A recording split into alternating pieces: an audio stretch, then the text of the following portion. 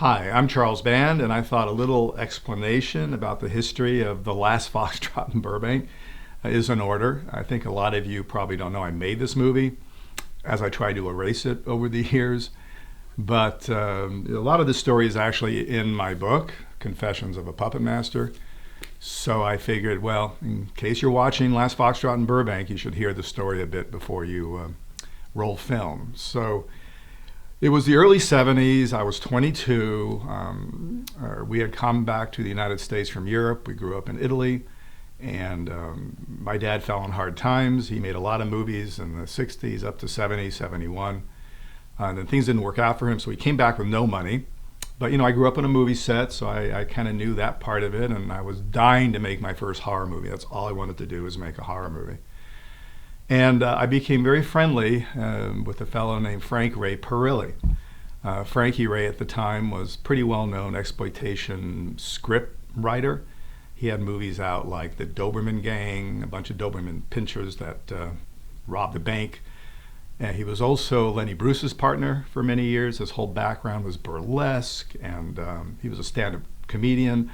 And I just loved the guy. He was my kind of bizarre guide into Hollywood, having not grown up here. I grew up in Rome. So here I am, young kid, sort of being brought around town by Frankie at that time. He was probably 50. And he was definitely an amazing guy and full of funny stories. And he knew how badly I wanted to make my first horror movie, but I had zero money. Anyway, I somehow, because I've been pretty entrepreneurial, I invented a gift item business, and that's in the book. I don't want to bore you with it now. But I got very lucky, and this business I sort of invented took off, and suddenly I made a ton of money, relative to the times, and I had just enough money to make my first film. And I had a number of different horror ideas in mind, different stories. But Frankie, who was very convincing, and I love the guy, he goes, Charlie, there's a movie coming out in about a month. It's called The Last Tango in Paris with Marlon Brando. It's going to be a huge hit. Instead of making this horror movie thing, why don't you put that to the side? Let's make a send-up, a comedy, of sort of making fun of Last Tango in Paris. I got this fellow, he's an actor, his name Michael Pataki. He does a great Brando impression. Let's make The Last Foxtrot in Burbank. And I'm thinking, oh my God, it sounds like a terrible idea. But he convinced me somehow to make this movie, which was not the plan and not what I wanted to do. But, he was, again, so charming, and his ideas were so funny, at least as we talked about him over too much wine.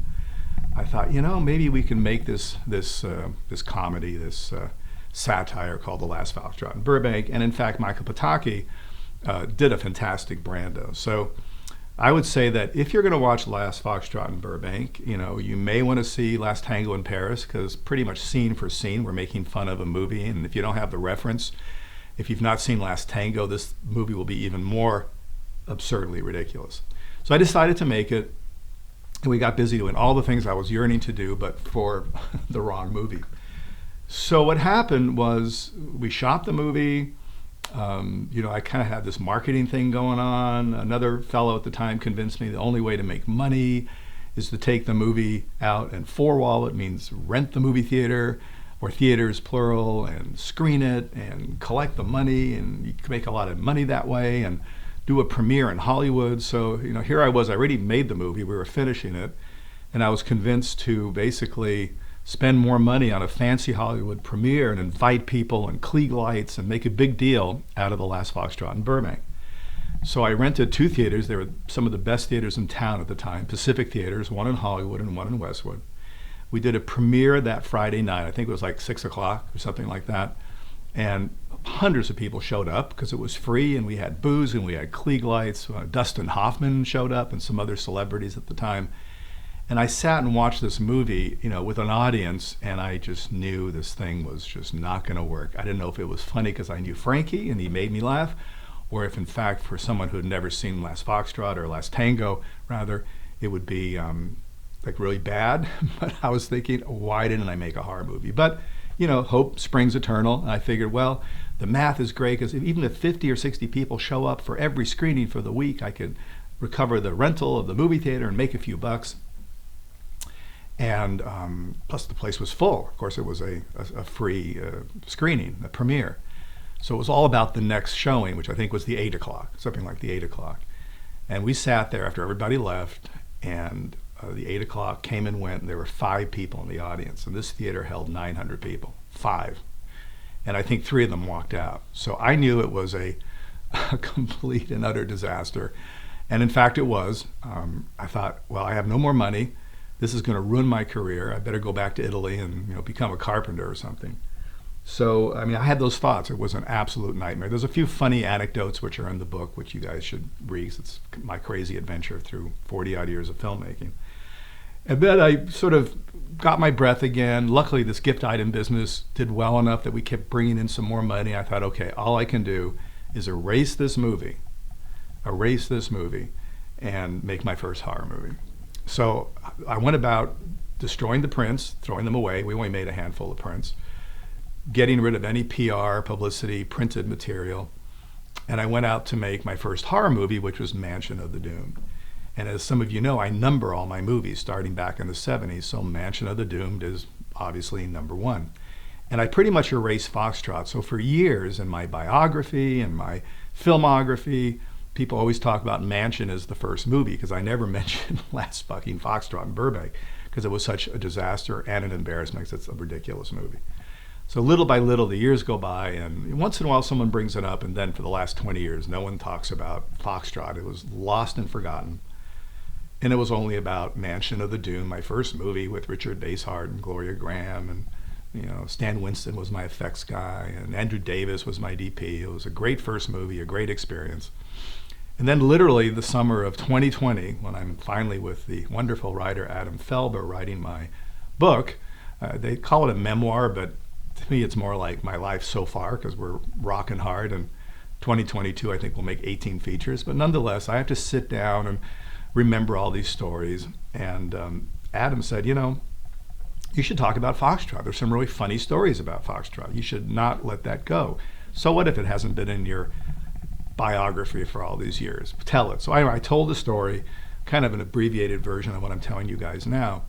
And shortly thereafter, as we're preparing this book, Larry Karaszewski, who's a good friend and a fantastic writer, he says, Charlie, I found, kind of through the underground, a trailer of Last Foxtrot in Burbank. Do you mind if I clean it up and I'll do something for Trailers from Hell? And I go, Jesus fucking Foxtrot. But he sent me the trailer, and I thought, oh, that was pretty funny. I like the trailer because the trailer has nothing to do with the movie. It was a little setup, and you'll see it on this DVD or Blu-ray.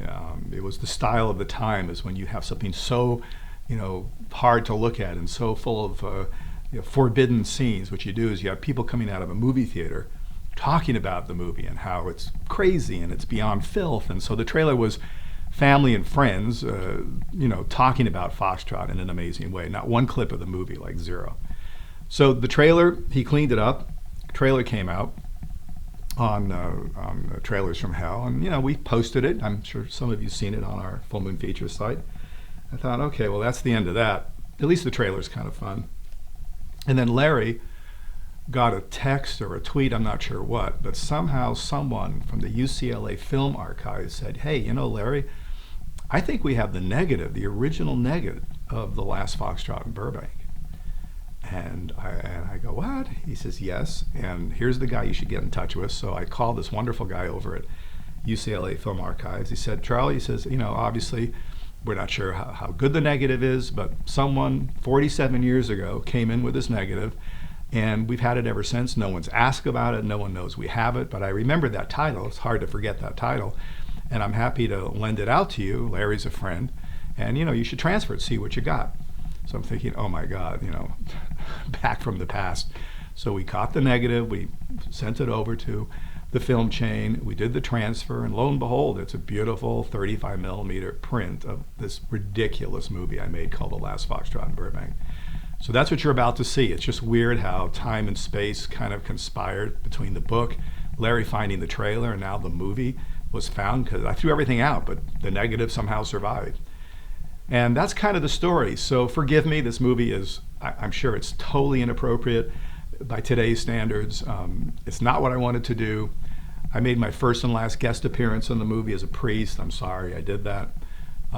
But there are moments of humor, so appreciate the fact I was 22, it was the early 70s, and we made a bizarro movie called The Last Foxtrot in Burbank. So thank you, and I hope you kind of enjoy the movie and put it in perspective. And oh yeah, finally, so since I've numbered all my movies for 40 odd years, starting with number 1, the only number I could give Last Foxtrot is 0. Ciao.